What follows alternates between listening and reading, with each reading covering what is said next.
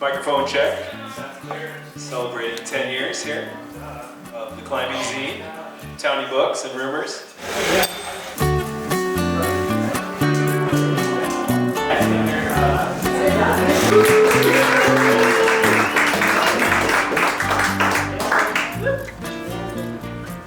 So we are recording this tonight with our filmmaker Jake. Yeah, Jake. Back there. Yeah, super exciting. This is the kickoff of the fall book tour for the desert.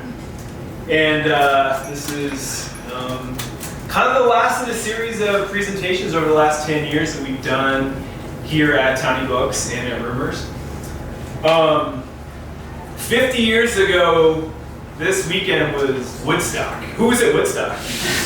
None of us. Who wished they were at Woodstock? Yeah, who wishes they were there? And if we were there, we probably wouldn't remember, is I guess what they say. 20 years ago, I drove through Crested Butte for the first time on my way to Aspen to get some tickets for a Widespread Panic concert. And a lot of you who have read my stuff or know me in that era, when I first moved to Colorado, I was dealing with some serious mental health issues, and it was before I knew the word mental health. And I was having a rough time, but whoever or whatever directed me into Gunnison, and it saved my life, and I started a community with many of these people here in this room. And even if you weren't there in the beginning, you're part of that community now because you're here tonight. I heard Widespread was playing, and I was like, oh, Aspen, that's just right by Crested Butte on the map. You know, back in the day when we used maps to get everywhere, and you know, tickets on the internet were kind of not super easy to get. I was like, I'll just drive up there. It looks like it's pretty close. And I drove through Crested Butte, and I was just like, this is a hippie town. And I loved it. I was like, this is awesome. Like, this is another group of people that are like even different from the hippies I know on Fish Tour and Widespread Tour. And it was like, I'll never be able to be included in this group of people, kind of thing. This is when I was depressed and not thinking clearly. But I just drove through, and then, like, you know, the whole day later I was back in Gunnison because driving to Aspen, you gotta go to Kepler. Just kind of amazed by the aspen trees up there and everything.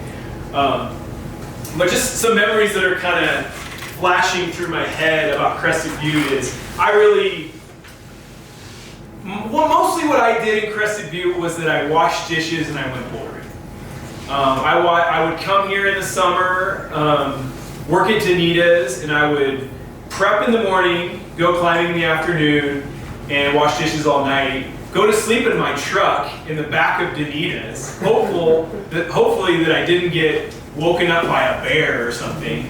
And I just repeated that. So Crested Butte is this town that I've lived in, and I've couch surfed here and partied here. And there's just some of these memories that are coming up, like the MC Hammer night, best night of my life. I dressed up as MC Hammer for Halloween, and my good friend Tim over there, I know he's gonna hate that I bring this up, but he was dressed as a blow-up doll. And if you want to read the full story, plugged in my books, the story's in Climbing Out of Bed, my first book. And it's kind of one of those stories that, like, I would never write a weird story like that in my book now, but it fit perfectly for that first book. But the reason it was the best night of my life is that at the end of the night, everyone was just dancing in the streets. And it was like this amazing Crested Butte thing. Like, I feel like the best parties I've ever been to in my life have been in Crested Butte. And Blow Up Doll had a rough time because he was very cold. So we're like walking around, we got the $1 Million Cowboy, which was this gentleman right here. We had the Blow Up Doll, which is Tim back there. We had Ed Fitzgerald, who was a drunken mountaineer who we could never find him. I think the Big Lebowski was in the mix. No, but we saw pieces of Ed throughout the night. He was shedding clothes as he was getting hypothermia. Yeah, we kept finding Ed's clothing. The Blow Up Doll he stayed with us even though he was cold, you know? And we could not have any sympathy for Tim as a Blow Up Doll, because he was a Blow Up Doll. And so we were cold, so we ended up in the post office, and we were like drinking 40s in the post office with Willy Wonka or something. And post offices are always open if you're cool. Go into the post office. It wasn't that far from Yellow though, so I don't know how that was like a logical thing to do, but you know, fun Crested Butte party nights are just fun, and they're random, and the more costumes, the better. And so that night was the best night of my life because at the end of the night there was a big dance party, and we had a boombox, and I had an MC Hammer tape. And it had, was that the one that had Vanilla Ice on one side and MC Hammer on the other?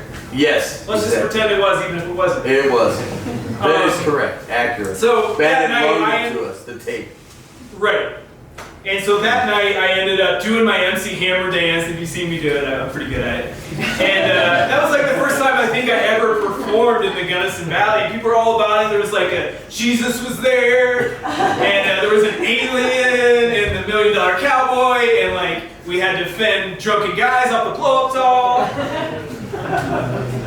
That memory was going through my head. Of course, Greg Pettis, who is not here, but like Greg Pettis' stories, like he wrote 401 backwards his first time. And then like his second time, he did it right, but he went into the wilderness when you know, when you top out 401, he went into the wilderness. A million Greg Pettis stories, but the greatest guy, we used to sleep on Tia Kali Tamale at the restaurant. We used to sleep up top. On the roof, yeah. Rocky Moore's house days, somehow. When we were in college, like all of our parents let us live in Crested Butte for a year while we were going to school in Gunnison. It made no sense, but rent was really not that cheap back in the early 2000s. Or rent was pretty cheap in the early 2000s. And we had this crazy party where we got all the leftover kegs from the Chili and Beer Fest. And instead of just like walking them down, we were right above the Flying Potato, the video tape store or whatever. And instead of like hiking the kegs down or just putting them somewhere responsibly, we just started throwing them off the deck, and then the cops came, and we didn't get in too much trouble, but that was just like another memory. It's just like going through my head, Mama's cooking shows. Like, how awesome was Mama's cooking? Yeah.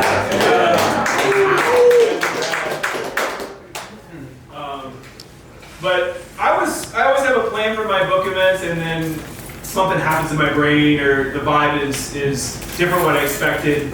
But I actually was writing 401 today, and I thought of this poem that I want to start off to read to you guys. And I think probably what part of it is like since I started doing these presentations, we've lost some people in our community. We've lost some friends. If you guys are willing to interpret this however you want to. But I definitely has, Adam Lawton, I think, is the closest friend that I've personally lost, especially from this area.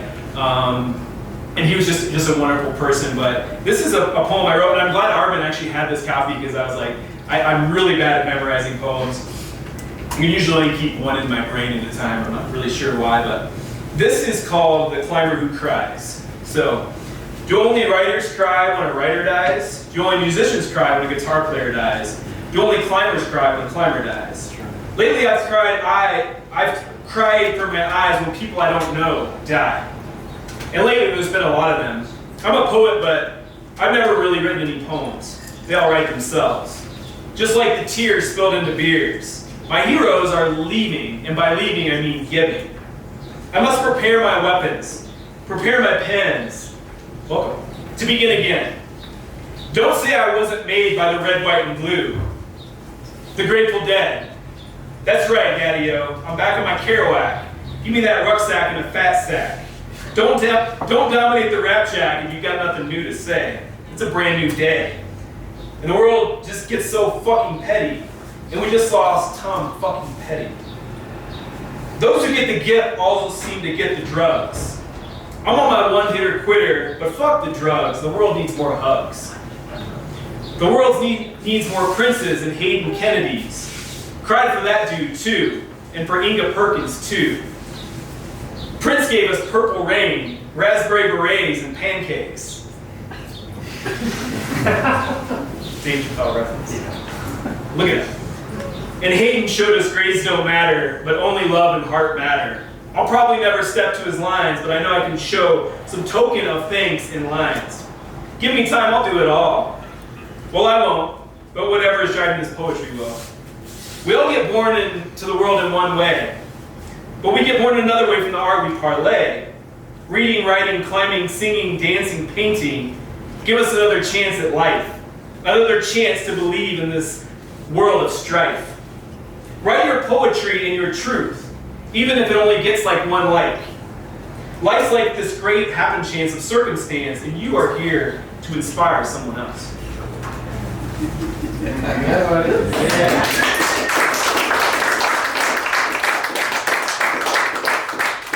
So before we get into the desert, Rob and Stacy said they wanted me to take them back to the desert, so we're going to do the best job we can. But because this is such an important place and such an important time, I picked Crested Butte to start off the fall book tour. We started off the spring book tour in Gunnison, and we got the gentleman who there's a few people that are very important to the climbing zine here, but there's only one person who got stoned with me and created the first climbing zine, and that's Al Smith. And he goes by Al Smith III, not because he is Al Smith III, but because there's the other Al Smith in town, and he wanted to like differentiate. And I thought it was pretty gangster that he did that. But Al, and so many people that have brought the climbing zine into the world have never asked me for a dime, and Al was one of those. And when we created the first climbing zine, it wasn't created because I thought I was going to start a business. It was just like, we have these stories. I'm kind of bored in my 9 to 5. Let's put these stories into a black and white stapled together thing. Before I knew about a blog, social media I think is just coming up in the game. We're on MySpace. I'm rambling, but I know Al appreciates a good, concise ramble about climbing, and that was the title of his first story in the very first climbing scene. So I was going to get up and tell you guys a story. And I haven't really proofed any of my buddies' stories, so I might be getting embarrassed, but that's okay. I'm okay with getting embarrassed. But Al, you want to come up and tell us a story?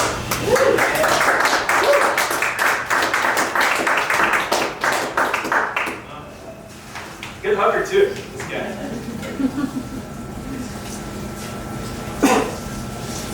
Hello everyone. How's everyone doing? Jim Dan. Andy. Well, thank you all for being here. I'm excited to be up here because I don't really speak in front of audiences very often. Or if I haven't done it in a long time. Luke did ask me, and he asked a couple other folks sitting in the audience tonight to talk a little bit about kind of just a little bit of the history of our association either with a group of friends or about the zine stuff. So I'll speak specifically to the zine, but the zine also was very near my entry point to the tribe, the community that Luke referenced earlier, which is a direct extension of everyone in here to some degree. You're here, you know, the community involves all of us because it's inclusive of it, just like the climbing world, the kayaking world, etc.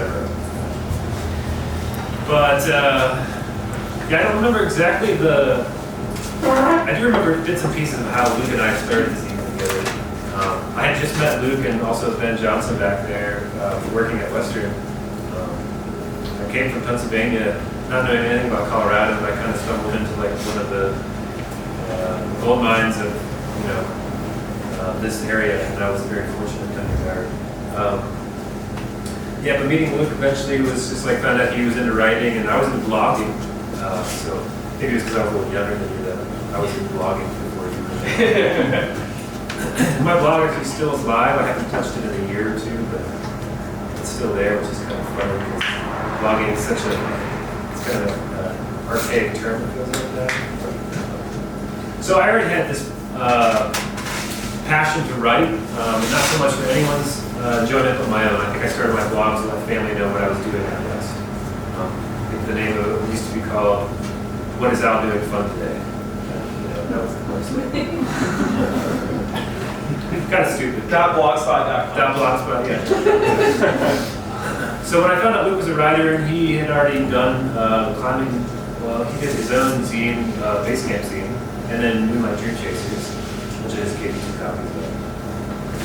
Preserved them for you. She brought it. I have an ability to go out to citations, so. But I usually come back and self-correct pretty well. Anyways, back to the story. So, found out Luke was a writer. He was talking about zines. Never heard of a zine. I think at first you pronounced it like a zine. Like some people say, like, how's that zine that you were involved with? But like, the zine is doing really well, actually. So I was intrigued. So then one night, Luke came over. I lived on campus with my job at Western when they used to have faculty staff housing there. Luke came over, and may or may not smoke weed in the building. We did. Yeah. The building's no longer there. So It's legal. And then some idea, Luke basically posed the idea, and Arvin made reference to it. Like, literally, it's like we came up with this idea. Let's make this collection of stories about climbing. And I was still pretty new to climbing, so for me, climbing was it was a new outlet. It was a new Arab expression, between Luke and Ben, especially when Ben took me under his wing. I think my second story was about Ben, hearing Ben's words of wisdom in my head as I'm trying to fumble my way through a route. I think that was so anyways, it was just this chance to do something different. And I had never really known about being a self-publisher in that regard. So I was stoked to be like, oh, well, we can write something and we can publish it ourselves. Really? Like that? People do that? I never heard of that before. So yeah, we ended up doing it. I think I did some of the graphics on my computer with Microsoft Word. I thought it turned out pretty good. But yeah, like Arvin referenced, it was stapled together, and we took it to the university printers, the college printers at that time, and we paid for how many copies? $1 a copy. Yeah. Yeah. And they looked okay. Okay. They looked okay. And then, I kind of slowly went from there. I haven't really been involved in the last number of years, mostly because of me doing other things, but Luke and a lot of other people in this room and other people that aren't present have really shown up being one of them. It's being present. I've really just kept the current going, and it's really cool to see where it's gone. So that's my story about where we got started and how it was fun to be part of the zine's birth. Getting out of adolescence. Oh, and by the way, in my high school yearbook, it was Alan David Smith III. So, because you can write in your name how you want it to appear in the yearbook, so that's why I took on III. So, kind of honorary, but not really, not Jeanette III.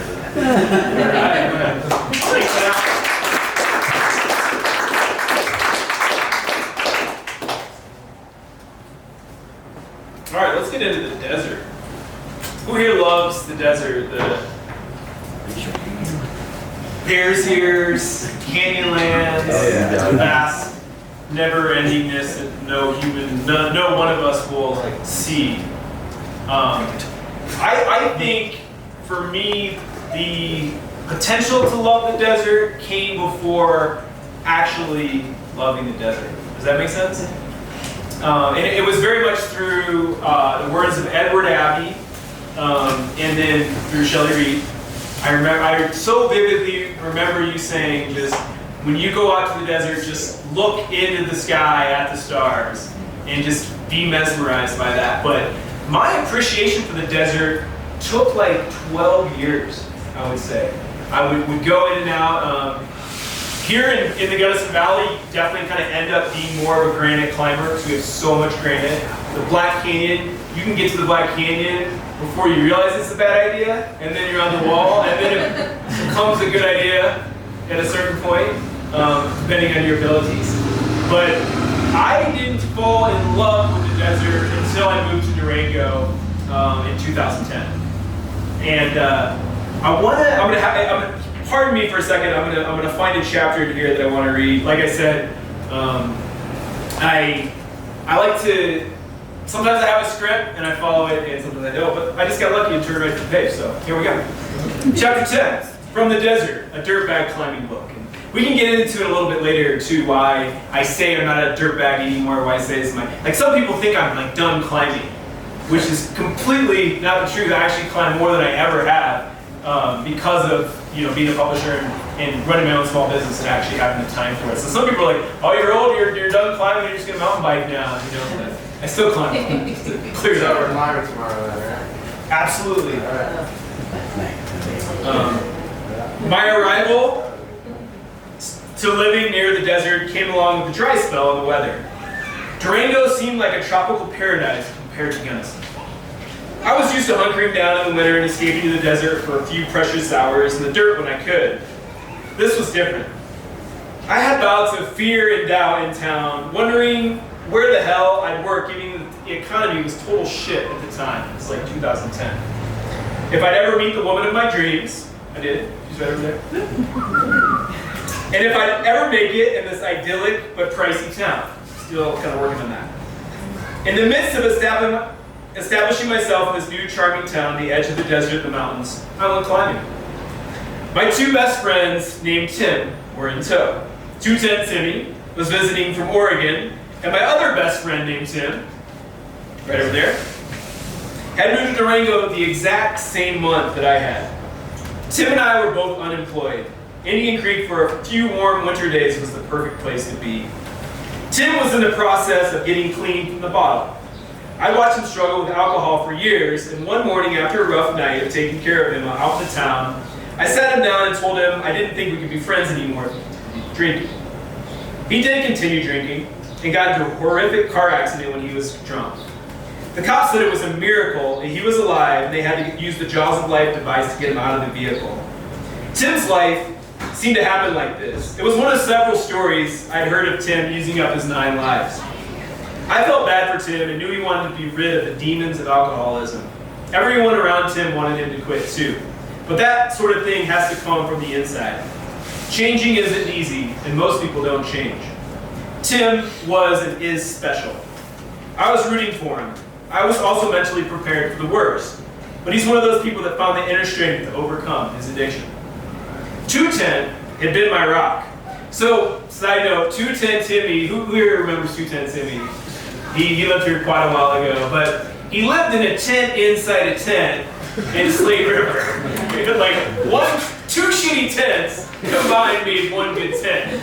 And Sean rolled up to him one day and he's like, 210 Timmy.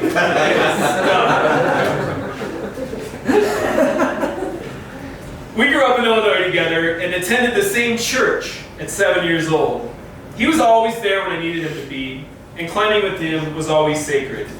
He held the torch of trad climbing high, and every adventure with Tim was a good adventure. He had a gold tooth that shined in the sun. We had all of Indian Creek to ourselves.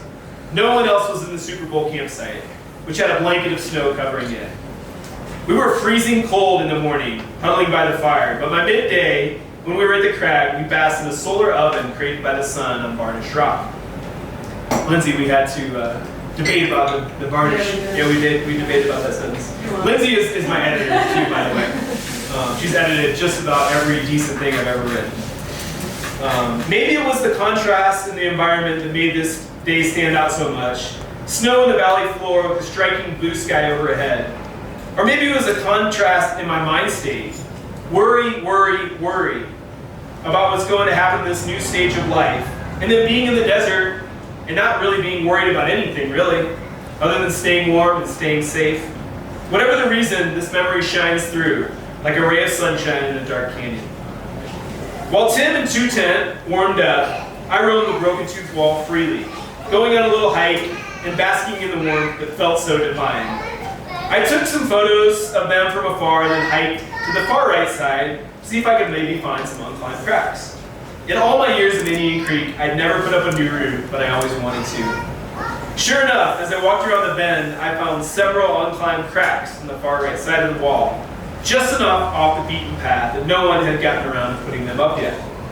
I took pictures of one particular line that looked good and zoomed in to the top to see if I could see any evidence of anchors. Nothing. I ran back to 210 and Tim and excitedly told them about my findings. I asked them if they would be game to give the line a go, and they were. I ran back down to the car to get a bolt kit. I always had a bolt kit stashed away, mostly for replacing bad anchors. Looking at my stash of bolts revealed I didn't have the right size. The bolts I had were made for bomber granite, too small for sandstone. The line would have to wait. My life started revolving around this routine, getting settled in Durango and escaping to the desert. this empty, quiet, wintry side of Indian Creek I'd never seen before, and it was my favorite side. The sky seemed bluer, the rocks redder, and with fewer people around, it felt wilder. We climbed with the place all to ourselves and watched the ravens fly. Woo!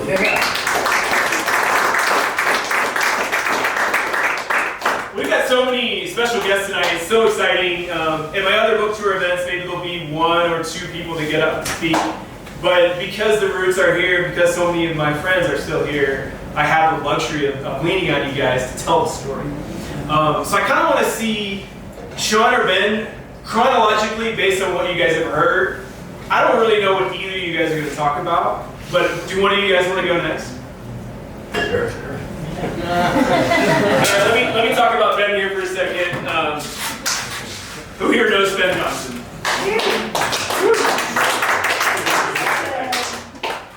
Ben is kind of my hero / tormentor. Mentor, tormentor, you know the phrase mentor often involves tormentor. But no, Ben is really my hero because of who he is at his core. And I think I told this story in Gunnison. I've told it before, but I can't remember if I've. Oh, yeah? He's on, his back has sold me many, many books. That's for the 4th of July, Crescent 4th of July parade. My first and maybe most vivid memory of Ben is me being a freshman at Western in Gunnison, still not having too many friends, but knowing I was stoked on climbing, but not really knowing what climbing was yet. And there was a climbing competition at the rec center, and I came from Illinois where people were competitive about sports. And the gym just didn't have that communal vibe. It was like people wanted to be cool and better than each other. And I was just like amped up, like, well, maybe I can be a good climber. You know, I really always wanted to be a basketball player growing up, and it just didn't pan out for me. Michael Jordan camp. I went to Michael Jordan basketball camp just because my grandma lived right there. But I did get some games from Michael Jordan. But I was climbing this competition that was always all kind of nervous and kind of intimidated by climbers. Like climbers can be intimidating, I think, especially around here, I think this is like one of the most open and inviting communities. They can be intimidating. Rob Van Arnen was intimidating for me for years. And like now I see Rob, like, oh, he's a cool climber dude. But he was the guy, the crusher. But there's no reason to be intimidated, I don't think, by any climbers in this Gunnison Valley. But I had just did like this V3 on the wall at the climbing gym. I was like, that's the hardest I'm going today. Like, and I was super pumped, I was like just way nervous. And Ben comes up to me and he's just like, hey bro, nice job. And it wasn't like, and Ben is like, he's jacked and big, but when he was in college, he was like just huge. And it was so genuine that I remember to this day.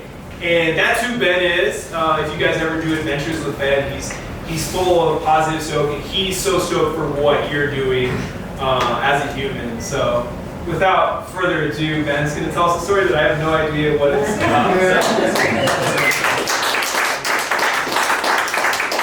He said it's alright if I use porn in the story, so go ahead and use it. The word porn. Or if there's a Slideshow? we were in college. So Luke and I go way back. We've known Luke for a long time, and we never really, I mean, we kind of bonded. We never hung out in the same like tight-knit crowd in college, but it wasn't until I moved in with you in Gunnison before I started at Western that we really bonded. And I remember stories about going on bike rides when it was freezing cold up Taylor Canyon. He got a road bike, and so we'd go on Torture Fest all the time and come back with frozen feet, just like his little, his little bones and stuff. And Paige was over when he used to live above Brenda's studio, and Nate was sitting there, and he's a really good guy, one of the best guys I know. But for some reason, like took out his gum out of his mouth and started sticking it underneath the table. And he was like, "Did you just stick gum on my kitchen table?" He's like, "Yeah, I guess I did." Nasty Nate. Nasty Nate. That's where he gets the name. But you know, Luke is definitely close to my heart. He's such a humble, well-accepting person, and this story I think plays into that.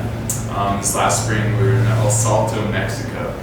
climbing. And it was kind of it was amazing to see Luke. I was so stoked to get to crush with him. It was with Caden here, and we're at this pimp VRBO that our friend Mark hooked us up with. And the first day, of course, Luke wants to go set up the proj, and all of a sudden I hear Luke start to puke his brains out.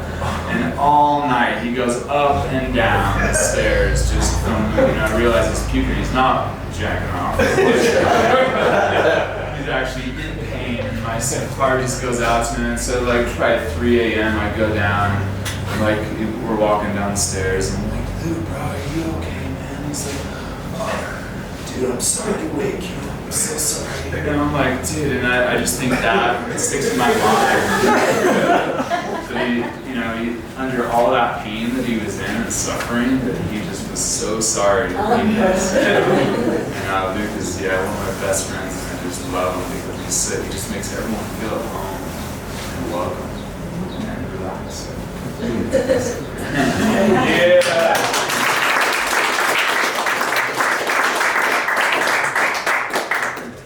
I don't know where that story is going.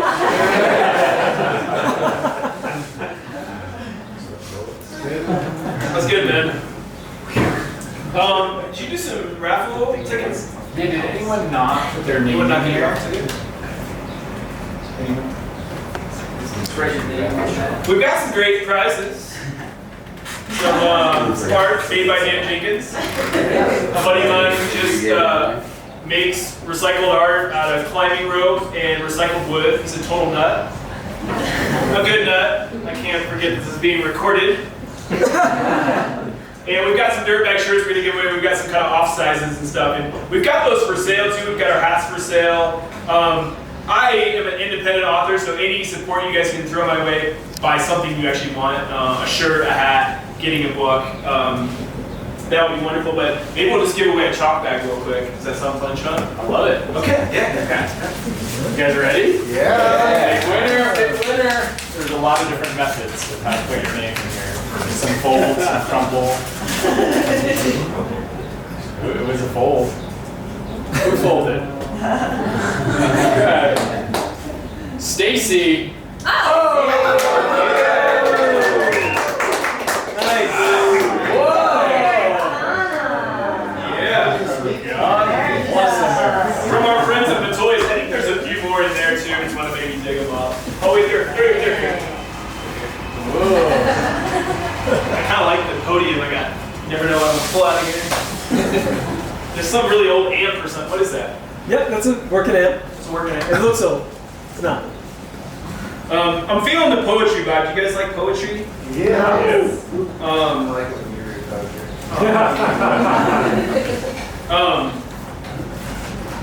I used to have the reputation for being a too soon poet in my younger days. And What does that mean? so like you meet a woman that you're interested in, and then like that night you sit at the bar in the corner and write her poem and give it to her, and then she's like, you don't even know me.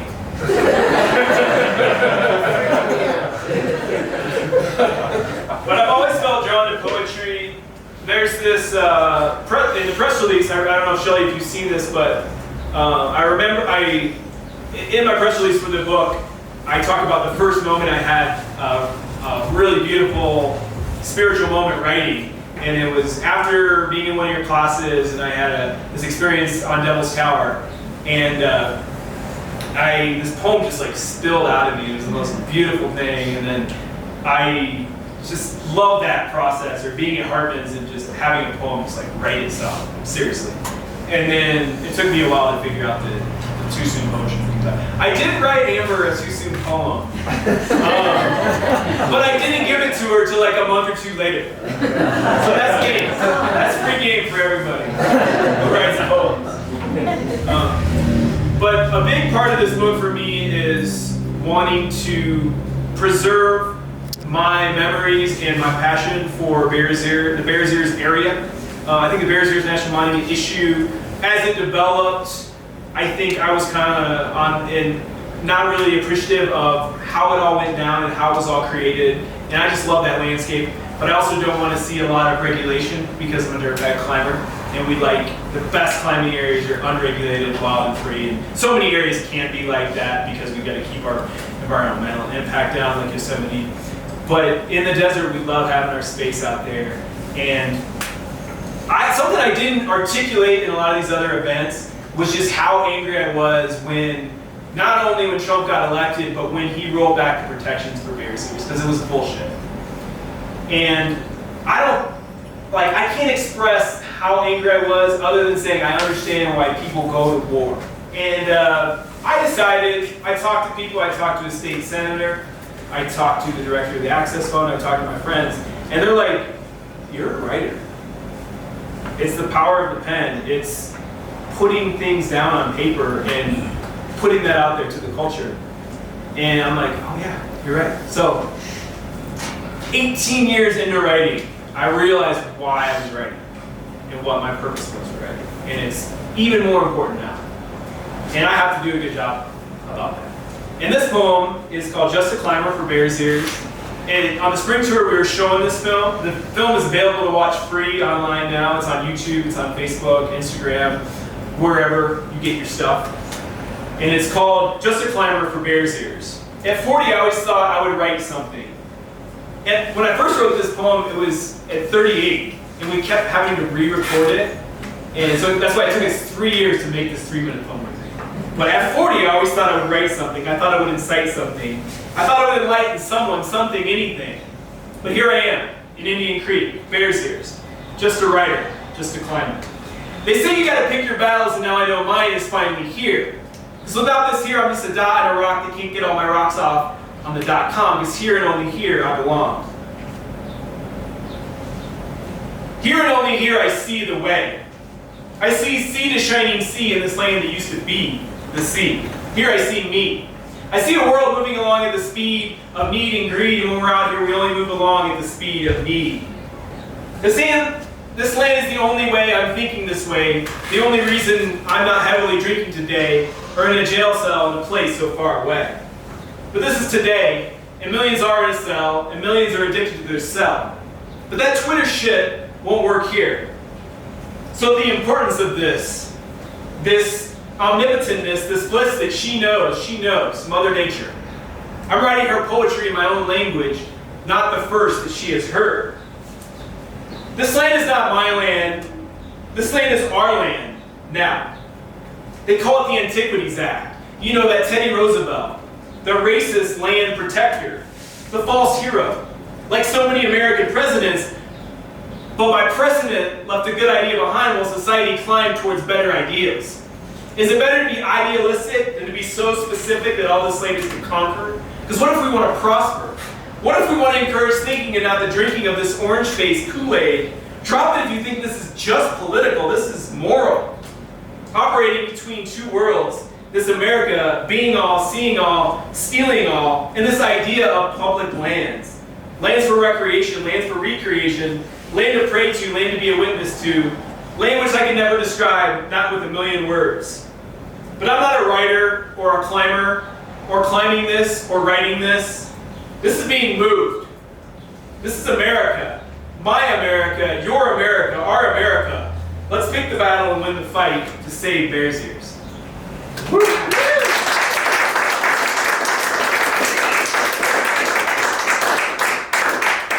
Sean, you want to tell us a story? Sure. Yep, let's do it. Let me talk about Sean for a minute too. There is no other human being other than my brother that I've fought with more than Sean. When we were in college, we were like brothers. We butted heads. We got into arguments. Mostly probably because we were like both so similar and working our own angles about things. Years go by. I think, I don't know if we've ever connected to this, but like losing Adam Lott and losing such a good friend, I think Sean and I were like, all right, we can't bullshit anymore. We all still like give each other shit. Like we're saying so many nice things about each other tonight, but all day long we've just been giving each other a hard time, you know. And that's why I love having these things. We actually can say some nice things about each other, and we do. But Sean, when I was in the throes of this, 2 or 3 years ago, I didn't totally know what my purpose was in writing. 10 years ago, I did not realize I had a business on my hands, even though I was putting out this publication. We put out 3 zines before we had a website. This is like 2011. No social media, no blog, whatever that is. And Sean and I decided to start going to these outdoor retailer shows. Who's ever been to the outdoor retailer show? They're pretty fun. They're business. And we had a blast. But more importantly, Sean got me into meetings with Patagonia, Black Diamond, some of these big companies that actually support the climbing zine. And there's a copy of Climbing Zine on these tables. Everyone is welcome to take a copy of that home tonight.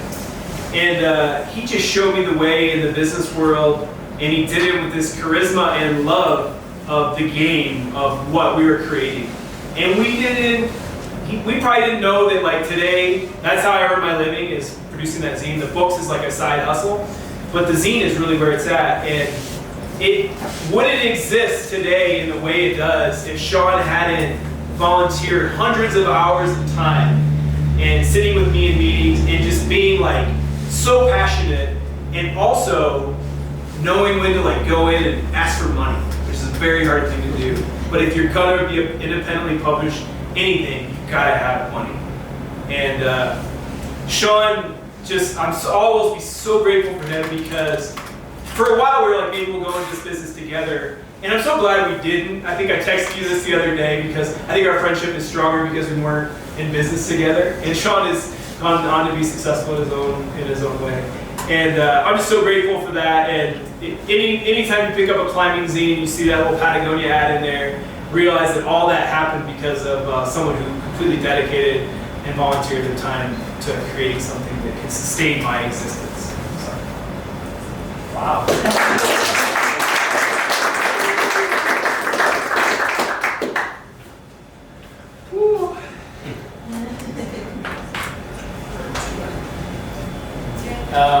First of all, for everybody to stand up for a second. Let's let the retract a little bit. It's like a big stretch.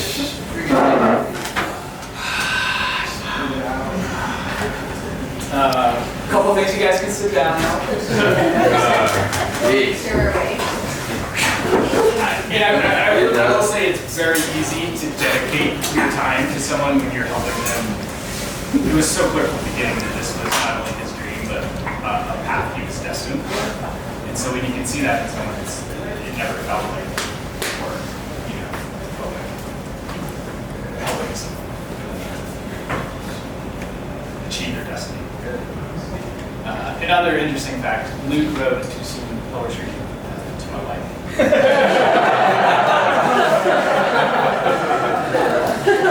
I wasn't your wife then, Fair enough. We still have it. She has never let me read it. We decided that a special moment will come up. Probably read it. But I want to talk about something kind of completely different than we've been talking about. I want to talk about failure. I want everybody to just take a minute, maybe close your eyes, don't, whatever. Think about the last time you failed. Think about whether it's a relationship or whether it's a business. What does it relate to? Something that you just failed at. Right? All of you guys, myself included, we should all be failing more. Right? When I said that, some of you guys had a visceral reaction. No.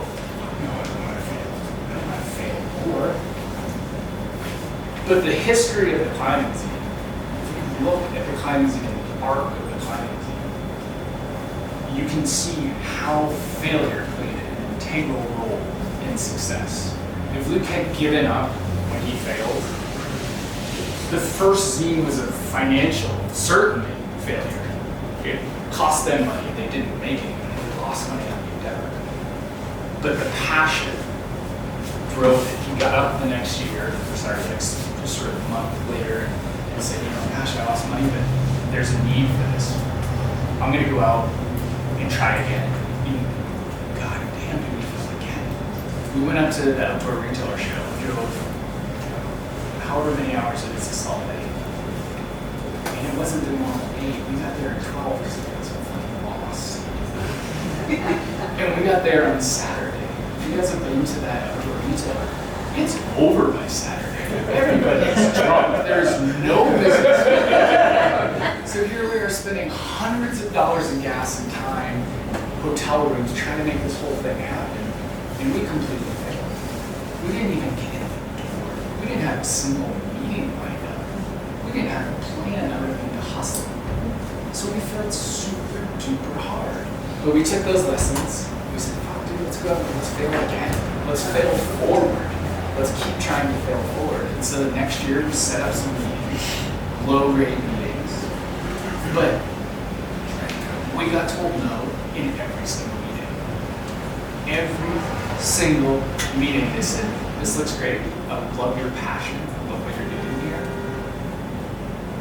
But there's not an audience. We don't see how the metrics are going to work for advertising yet.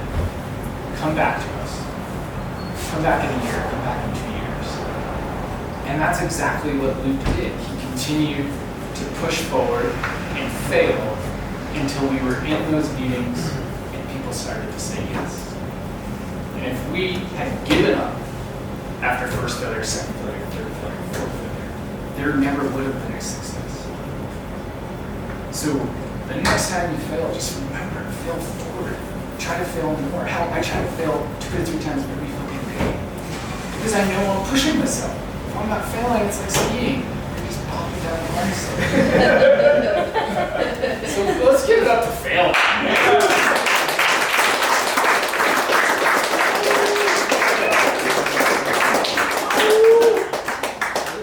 We'll get off Houston one of these days. He's so right. I once wrote a fiction book under my pseudonym Cliff Cash. And I don't even remember what it's called, but I've sold 1 copy on Kindle for 7 or 8 years. What is that even? Oh, it's Building the Mormon Yes. Temple. Yeah. Yes. Yeah, it's in one I knew it, copy. That was before they bought all the property around the. Yeah, totally. John, you think we should give something away? This crowd's ready. Giving something. Hey, before we give something away, I want to plant a seed. And my favorite thing about these events is the dynamic and the improvisation. So, someone out there has a story they're thinking of that's percolating. If you want to tell that story, just think about it in your head right now. We're going to come back to it. But I want to have a random guest storyteller come up here and tell a story about the desert, about failure, about climbing, about not climbing, about how you hate climbers. Arvin joked that he was going to write this story. And you're like a climber at heart. You're like an honorary climber, but he was going to write this story about how I hate fucking climbers. They come into my coffee shop. They smell. They buy the minimum. They use my Wi-Fi for 5 hours. And I will still publish that. I've been telling them for 10 years I will publish that story. So please think about that. Let's give away, what do you think about this really cool piece of art, Sean? Yes. From Dan. This thing is amazing. And Dan is just this mad artist. And he creates this art and he gives it away for free. And I think there needs to be more people like that, just giving away art for free. Yeah. So someone else is going to get some art for free. Brian, you want to draw a name? Don't be shy, dude. Is it a fold or a Flat. Full. Peter Forney. Peter! Talk about someone who gives back. Peter helped start the Gunnison Valley Climbers, and they've been at it for 5 years now. Give or take. Yeah, and he also does a climbing advocacy podcast. What's your podcast called? The Climbing Advocate Podcast. Nailed it! You guys gotta check that out. It's really good work. Yeah, and I'm really, where can you find your podcast? iTunes, SoundCloud, and access my website. Awesome. Yeah. I'm feeling the poetry vibe. How many, just raise your hands, I just want to get a finger on the pulse. how many people think they might have a story?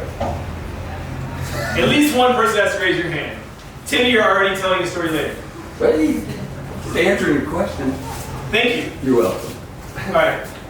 This is not continuing until one person raises their hand. Okay. Okay. And more people are welcome to participate too if you get a wild hair. Are you guys feeling the poetry? Yeah. Okay. So this is a poem I specifically wrote for this book tour, and a lot of things come back to me to the Grateful Dead, and I can explain that. The first counterculture I was really into was hippie counterculture, and I started listening to the Grateful Dead the week before Jerry Garcia died. And I thought for 3 years that my life's path was denied. Like, I was meant to be on Dead Tour and seen as many Dead shows as I could, and little did I know, I think the bus had the peak of the Dead era was, I know, Rob, you saw some shows, right? Yeah, a couple. Yeah. But Jerry was having a hard time later in his life. But Jack Kerouac, Jerry Garcia, Martin Luther King, those are my 3 heroes. And Jerry Garcia was the first one that there was like a tangible thing, like I could go on Dead Tour.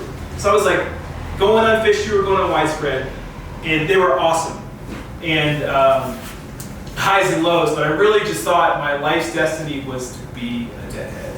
And now that time has gone by, I'm just so grateful that I found climbing, because I was gonna go all in on that lifestyle, and to me that wouldn't have been a healthy thing. I'm too sensitive, I would have gone too far in, and I might not have emerged. So in a way, like Jerry dying kind of like was this thing that wasn't my life's path been denied. It was, I didn't go down that path when I moved to Gunnison Valley and became a dirtbag. Before we knew it. We didn't even hear the word dirtbag, I don't think, until we were actually done being real dirtbag. But this poem is called Grateful Hustle. From Anderson Paak to Jack Kerouac, beatnik, hippie, dirtbag, I got your back. Been dabbling in Bob Dylan since 1995. Got my common sense from Common, who used to be Common Sense, and Shimananda, whose last name I can't remember. Deadhead since 95, when Jerry was still alive. Like Nipsey Hussle, I got on the bandwagon a week before he died. True story. I thought my life's path had been denied, but Jerry's death gave me another breath. Instead of dosing my way to death or jail, I found another dangerous way to prevail. Climbing these rocks, dipping into this bag of chalk for the answers. And I'll admit, it was white male privilege that allowed me to do this. But it's my privilege to put this dose of prose in anyone's ear who will listen. Any race, any gender, any sexual orientation. One world and one love. But back to the ABCs, I got my doctorate in chronic from Dr. Dre. Didn't have the role models. 99 came along and it was Eminem. Darkest of the dark days. Times could have been easier than Eazy-E, but I flunked out with an F. Could have easily taken my last breath in the last days of 99. But that Y2K was as whack as Trump is today. Graduated from Dr. Dre to Mos Def, from Snoop to Lauren and Wyclef. So I kept breathing. Then I started feeding y'all my own words and my own pain and glory, started telling my story. Luckily in 2000, God gave me an eternal gift, like the gift of gab of Blackalicious. I started praising the Most High, getting high as fuck on Mother Nature. I started to let go of the I, and realized this was some bigger shit. And not just this big pimpin' shit, even though Jay-Z is something of a hero to me. Any day though, I'll take 2003 to live Kuali. 2001 killed our generation's kindness. Couldn't kill him with kindness and then Bush's blindness. But I was content with the rucksack and the chalk bag, living out of a tent and not paying rent. Too young, but already too old for war. Had the blessing to meet some came back from Iraq or Afghanistan. Every chance I can, I'm not hateful, I'm grateful, like the dead. But I had something on my mind that someone someplace ought to be hearing. And flash forward, and one of my rappers is No Name, turned on to my Chance the Rapper after a change in the game. I sling my poems in the same way. No way am I not owning my own publishing rights. Gotta fight for your right to write, like my man Slug. And I'm on this love ode. Went down many roads. Pulled over by the police, but they never busted me, even though I had shrooms on me. True story. Put my prayers out there and asked many questions. put to lip quality and quality over quantity with Fife on a tribe called Quest, and ended up back at me. Ran for the roses and ended up with doses of proses and a renewal as old as Moses. Ran back up to the mountaintop to ask Dr. Martin Luther King, who should I be? Saw the answer at sunrise, even though I'm not a morning person. It said it was love. Truth be told, this human mess is so complex, like sex. Under it all, we're the sum of something living under the sun. Might as well have some fun and fight for what is right. We're all one human race living with violence and silence. One comment could end it all. Why ask why? Take the time to lift each other up. At least fucking try. Signed, yours truly, Amazing. Woo!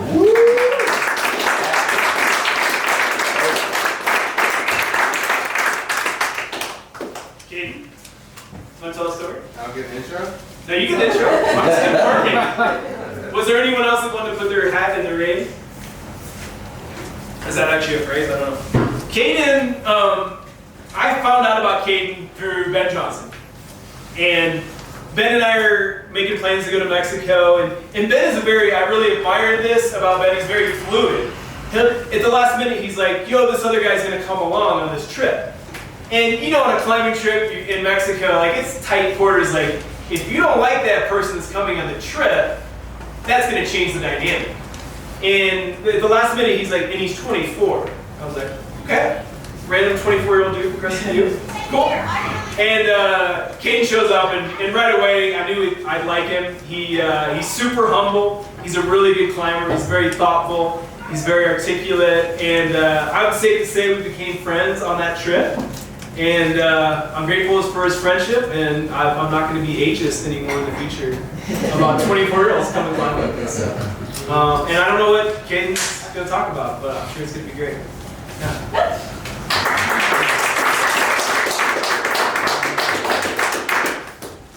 All right.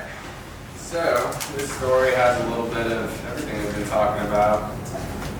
A little bit of failure, a little bit of inspiration and destiny and being intimidated. Before I met Luke, I was a little intimidated, so this is how the story will start. I was 18, I had just come to Western, and boy was I failing. I'd never been real good at school and didn't really know what I wanted to do. And yeah, I was just failing so hard, and I walked right out of the middle of a math class, just got up, started walking, and I found myself at the fire branch, which was a little bit of stories. Lucas told me, and hold on, guys. I'm nervous, so. Yeah. I'm just gonna tell you I'm nervous, so I can get less nervous. Yeah. I know, like most of you guys in the crowd, anyways. So. You got this, bro. Yeah. So I'm sitting in the fire brand, and I just started climbing that winter, and the old bouldering gym that Ben Johnson built, which was freaking sweet. Oh, there he is. And so I'm in the fire brand, and I sit down, and I'm just like, fuck, so overwhelmed, getting my ass kicked with school, and I pick up the first climbing zine, and that thing had staples and everything, and it was OG. And I started flipping through it, and I found myself missing the next 2 classes because I just sat there and I read the whole thing covered. That's so cool. I had no idea that. I'm so glad you told that. I had no idea. And I know that the writing and the zine resonates in people, but you just don't get it. I mean, I think social media is really cool, but you still don't get it. So even if someone says the nicest thing to you on social media, like that is going to keep me going for a while. Thank you, Kate. Yeah, and Kate is a crusher. I was intimidated to climb with him. He's such a good young crusher. So I think it goes back to the lessons like don't be intimidated by guns about climbers. The bikers I don't know about that. So who in here needs a chalk bag? Or just loves America? Oh, nice. Hey. Anyone else? Anyone else? All right. My brother here. Should we give away one of these shirts, Sean? Let's give away a shirt. We got these Dirtbag Stadium. These are kind of one-offs. The new stuff is here, but hopefully if you win, we'll have your size. This one's small. But we've got other ones. So Arvin's going to draw this one. So. Okay. You win. Is it a fold or a flat? It's a fold. Man, fold is killing. Drew! Drew! Give him the small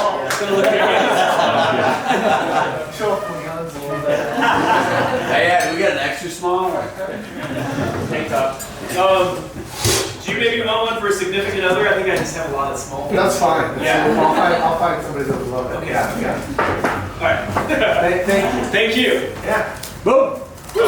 Yeah.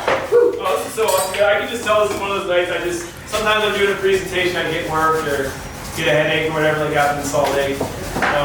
But this is one of those nights I can just tell I'm not going to want this to end. What's next? What's next? So awesome.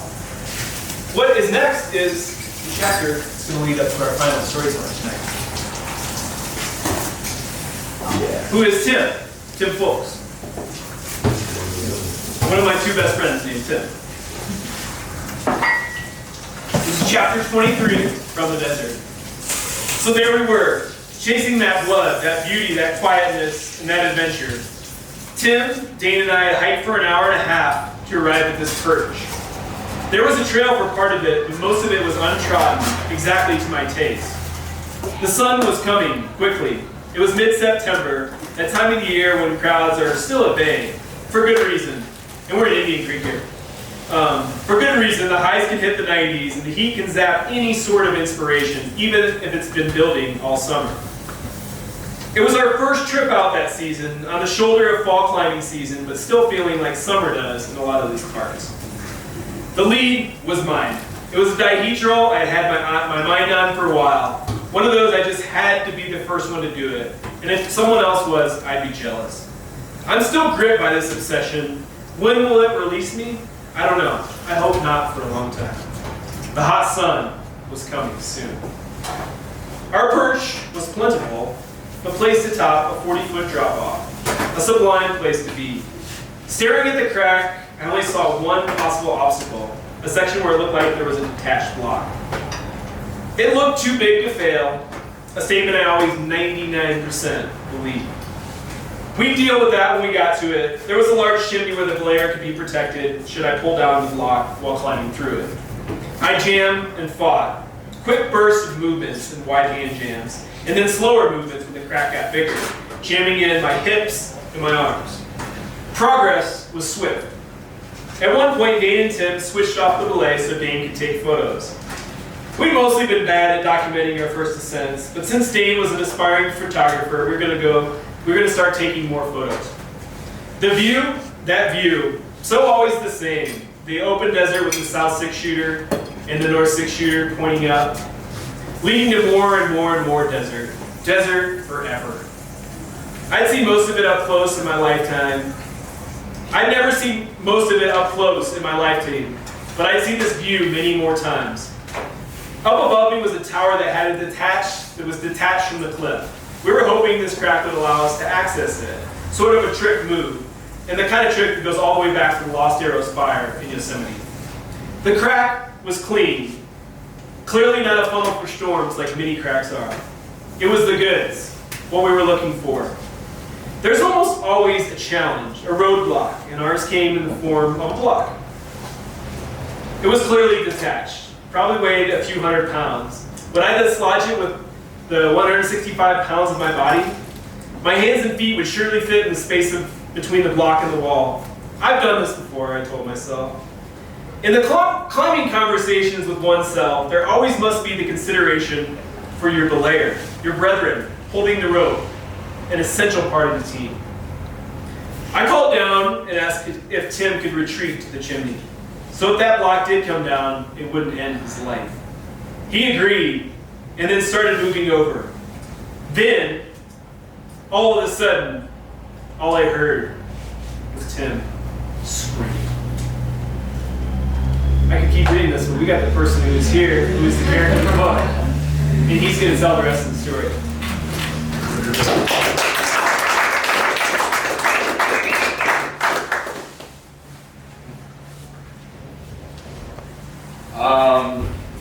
So I'm Tim. You might also heard about me wearing a latex ball situation.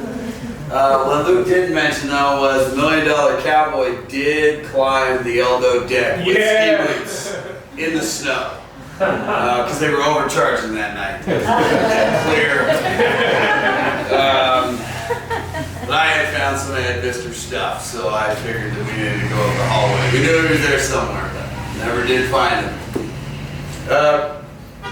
So, as we stop at me screaming, we will now backtrack. Luke, Dane, and myself, we've been doing a ton of new rooting at Indian Creek for a long time now. We've gotten pretty darn good at it, as Luke has said. We understand, starting to really understand how to climb through loose, dangerous stuff and not throw rocks. Harvey the switch. No worries. Trying not to throw loose, dangerous stuff at each other. And if we are, figuring out ways to get around it, i.e. Luke and I coming up with a plan for me to go into a chimney so I could avoid if he did send down massive blocks. We've learned a lot over time. Also learned that sometimes we need to grow with the climbing equipment and use some safer gear. So I don't work for any of the climbing companies.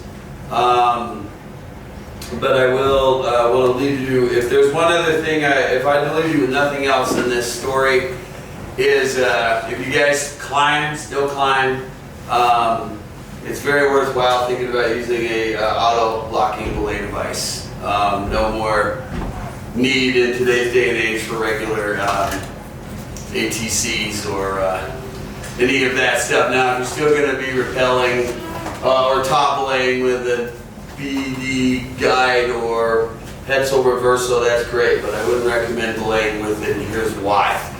So we'll go back to, what was I doing, screaming? Yeah. Yeah, you're screaming. So I shifted myself into this crack chimney over here on the left and Luke's up here, and I just assume that when you step on big blocks the size of about half of this podium in thickness and height, that you're going to stand on something like that and it's just going to stay there. Assumptions, we all know what assumptions do. So I also ruined my lifelong pursuit in that moment of choosing to stand on that untested block. Don't think I'll ever become Belayer of the Year. Have you guys probably seen that video on the internet? I really wanted to truly be that guy, but I'm not. And here's why. I doubt I'm the first person in history to do this, but I'm definitely probably a rare soul that at that moment I took a belay whipper. I was the one who took the fall while Luke was leading. So if anybody's familiar with the simul climbing situation, that's pretty much what was going on. I was the person on the other end of the rope falling. So the rock, I guess, came out from under me. I don't really know what happened. All I know is Dane, the gentleman Luke mentioned that was taking pictures, mentioned that I had done some head spin, backspin, like some sweet breakdance moves. And he was sure I'd really hurt my back. And the next thing I know, I'm down the slope, hands not on the belay device. Again, not good when you're trying to be Belayer of the Year. People generally frown upon letting go things we've learned how to belay, and that's not how to belay. And now all of a sudden I'm underneath the rock, leaning. I'm downhill and it's leaning on me. Luckily, Dane is a super duper beefcake. But before we go to how beefy and cakey Dane is, this is where the auto-locking belay device push comes in to tell you all that, as Luke had said, we were up on a perch. And if I had had a non-locking device, I would have continued down in his path of gravity, taking me further down the slope. I would have just the rope would have just singed through a regular belay device, and I would have taken that fall off the perch with that block on top of me. this might sound, we say this stuff a lot, I think a lot of us do, it sounds right, maybe. That kid's sick, that's awesome. It's also easy to use humor to avoid maybe dealing with trauma, or maybe it's a way to deal with trauma. But all this stuff I'm saying, I'm a sarcastic person. In this situation, it sounds really funny that I was doing head spins and back spins on this big block and just assuming that these things would stay in place. But some amazing stuff happened in that moment. And the number one thing that happened is, what Luke didn't mention in his part of the story is, as Luke is watching me fall, and I'm the one connected to him, I'm the one supposed to be protecting his life. Through experience and probably luck, Luke placed the cam in that moment and clipped in direct. He got off of me. He thought about me in that moment and about his own safety, so that he could deal with himself and then worry about me. So there's a lot to be said for experience, skill, and luck. And then part 2 of that was, now we're back to hunky, beefy, cakey Dane. Comes down, and now we're to the part where I was yelling. I was like, help, help, help. I was smashed under this rock. And Dane came, and with great effort, he didn't make it easy, if everybody was wondering. It wasn't just like, psh. I wish. It took everything to get it off of me. And I was tight on Luke. My rope was completely taut. However, climbing has come a long way. And so, Luke, am I correct in saying that you barely felt that incident occur through the rope with the stretch and all the gear? I didn't even feel it. So, the gear worked, the rope worked, Luke's brain worked, and I'll never be Belair of the Year. Always next year. I don't know. I think this is going to stain me. You all know, and it's now forever written in this book. If anybody looks in this book, be like, wow, you think Tim Post can be a Belair of the Year? Nope. It's always 2020, dude. That's true. I think those Patagonia, those people that climb for Patagonia are probably going to say otherwise, though.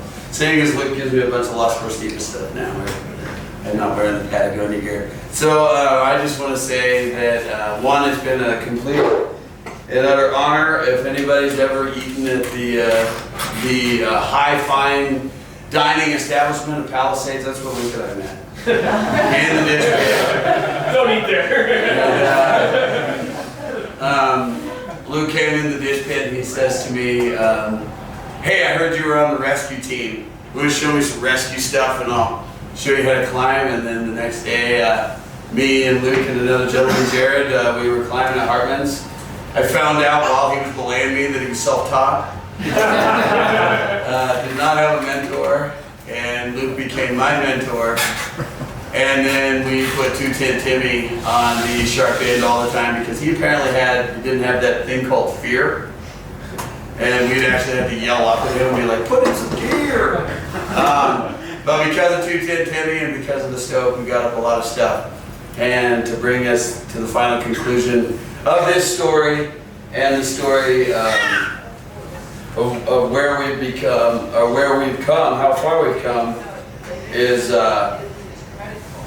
bringing us to this point of being rock climbers and now being route developers and creating our own. I never would have done any of this without Luke. I wouldn't be a rock climber without Luke. And luckily now I'm phasing out of that and going into mountain biking. We now have a therapy group. We're going to make some shirts. Climbers who bike. So if anybody's feeling like climbing is wearing you down, or feeling unsafe, or the gear's not good enough, or you got a rack full of Trango, you can sell it off and get yourself a way more expensive mountain bike. And I thank you all for your time. It's been an honor.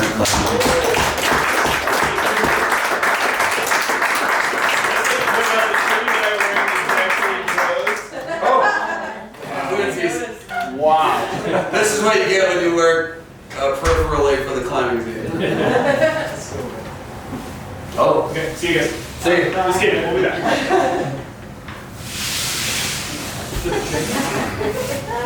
Where do you want that? I just want to put it here so people were still. So we're bringing out a typewriter. You guys remember those? Is anybody down for haikus? Yeah. So we're having a haiku contest today. The best climbing haiku wins a climbing zine and a book and a t-shirt. So brainstorm up your best climbing haiku. Who knows what the climbing haiku syllables are? 575. 575. We will be counting syllables.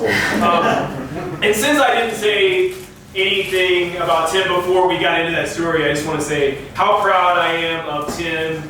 We both moved to Durango in life crises in one way or another. And we both, I think, have been trying to make ourselves better in that time period. And I've been really impressed. Timothy is 7+ years sober from alcohol. So.